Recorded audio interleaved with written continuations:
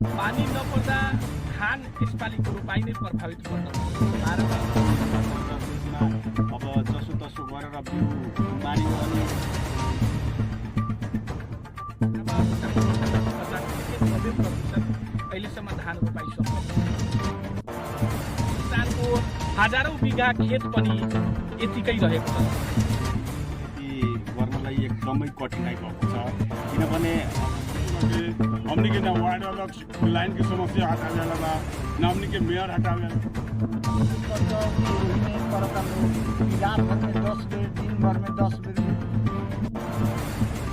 पानी भी पटाने की बाटो जाता है सुखद जाता कबू लाइन पड़ जाता कबू भूलते।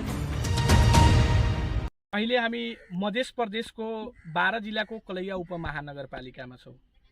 पानी नपर्दा धान यसपालिको रोपाइ नै प्रभावित बन्न पुगेको छ। 12 मा मोटामोटी तपाईको 85 देखि 90% अहिलेसम्म धान रोपाइ सम्पन्न भएको छ। जहाँ कि यो भन्दा गत वर्षमा तपाईको आषाढ सकिने बित्तिकै 12 लगायत मध्य प्रदेशमै धान रोपाइ सम्पन्न हुन्थ्यो। तर यसपालि समयमा वर्षा नहुँदा धान रोपाइ यतिकै प्रभावित बनेको छ भने हजारौं किसानको हजारौं बिघा खेत पनि यतिकै रहेको छ। धान रोपाइ हुन सकेको छैन। रोपाइ भइसकेको धानमा पनि धाजा फाटेको छ। पानी पर्न सकेको छैन। सिँचाइले पानी जति पटाउँदा पनि विद्युत आपूर्ति सही तरिकाले हुन सकेको छैन। कुनै बेला भोल्टेजै हुँदैन त विद्युत आएको बेला पनि पानी पटाउँदा पटाउँदै एकातिर पानी पटाइन्छ भने अर्कोतिर पानी सुक्न जान्छ, जसको प्रत्यक्ष मारमा आजभोलि किसान परिरहेको छ। केन्द्रीय सरकारले र प्रदेश सरकारले मध्य प्रदेशलाई सुखाग्रस्त क्षेत्र घोषणा गरे पनि सुखाग्रस्त क्षेत्र त्यो मात्र कागजमै सीमित भएको देखिन्छ। अहिले पनि किसान यहाँ खानेपानी नपाएर हाहाकार भएको छ। खानेपानी समयमा सरकारले उपलब्ध गराउन सकेको छैन भने किसानलाई मल र खादको त कुरै छोडिदिनु। मल र खाद त बिचौलिया मार्फत सरकारले जो साँच्चीकै किसान हो उनीहरूले नपाएर डिलर मार्फत बिचौलियाहरूले मल पाउँछ र त्यो सुपथ मूल्यमा नभएर महँगो मूल्यमा किसानसँग नै बेच्छ। तर त्यसमा पनि सरकारको ध्यान केन्द्रित हुन सकेको छैन। तराईलाई र मधेसलाई एउटा अन्नको भण्डार भनेर चिनिन्छ। तराईबाट र मध्य प्रदेशबाट उत्पादन भएको धानले पुरै देशै चल्छ र त्यो अन्य देशमा पनि आयात हुन्छ।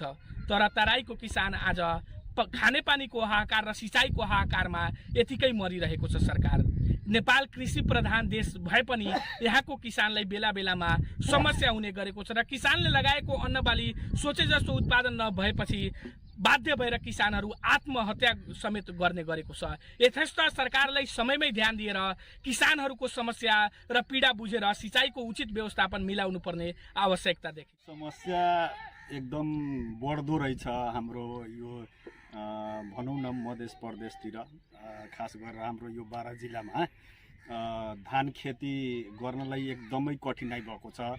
किनभने अब हेर्नु समयमा पानी नपरेर बिउ छर्नमा बिउ खसाल्ने बेलामा पानी परेन, बिउ जत्रो तत्रो गरेर खसालियो। बिउ खसाल्दाखेरि त्यसमा अब फेरि पानी नपरेर त्यसमा अब जसो तसो गरेर बिउ उमारियो अनि अब रोपाइ गर्नको लागि पनि पानीको त्यतिकै अब आकाशे पानी परेन। अब यसरी बोरिङको माध्यमले मोटर चलाएर जसो तसो गरेर अनि अब खेत रोपाइ कहीँ कहीँ भइरहेको छ, कहीँ कहीँ त बिया नै सुकिसक्यो, रोपाइ पनि भएको छैन। अनि जहाँ रोपाइ भइसकेको छ त्यसमा अब समस्या यस्तो छ कि मोटर चलाउँ भने भोल्टेज छैन। अब भोल्टेज अब दिनभरि कुनै बेला 2 घण्टा 3 घण्टासम्म लाइन हुँदैन, लाइन काटिदिन्छ। लाइन भए पनि भोल्टेज हुँदैन, मोटर पनि अब चलाउनलाई त्यतिको गाह्रो भएको छ। अब यस्तो छ भने पम्पी सेटले यो दमकल चलाएर अब पानी पटाउँ भने अब तेल त्यतिकै महँगो छ, तेल किनेर सघाउने छैन। यति नै अप्ठ्यारो भएको छ कि के भनौँ। अब यसमा अब स्थानीय सरकारले पनि अब के कसरी गरिरहेको छ थाहा लागिरहेको छैन।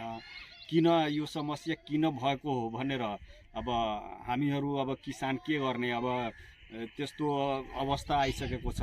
बिउ चाहिँ यो मल खादको त्यतिकै समस्या छ, समयमा पाइरहेको छैन। पायो भने पनि झन् महँगो पाइरहेको। समस्या त ऐसन भएल कि हमनी के पानी पटावे में भी समस्या आ लाइन के समस्या वही बाटे। हमनी के ना वार्ड अलग लाइन के समस्या हटावे वाला बा, ना हमनी के मेयर हटावे वाला बा। एगो कोनो आवत बाटे विकास, जोन बोरिंग वाला विकास आवत बाटे, उ जोन निमन निमन धनिक लोग बाटे ओकरा के देताटे। गरीब आदमी यही अल्लाह के मर रहल बा।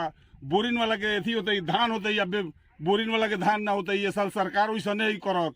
हमनी के जोन अधिकारी व्यक्ति है वो सब वही करत है। वो सब लोग पूछत जे गरीब के धान बोई या कि ना होई, तो उनको समस्या बुझत नहीं, ना मुखिया बुझत है, ना मेयर साहब बुझत है। बिया गिरनी सन हो तो बिये जर गए।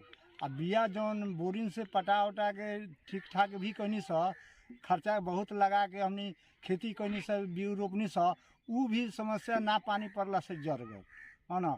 अब हमनी के समस्या हो गई कि अन्न पानी ना हुई, अब हमनी के कैसे जीवन जाई कह के हमनी के बहुत समस्या में बानी सा।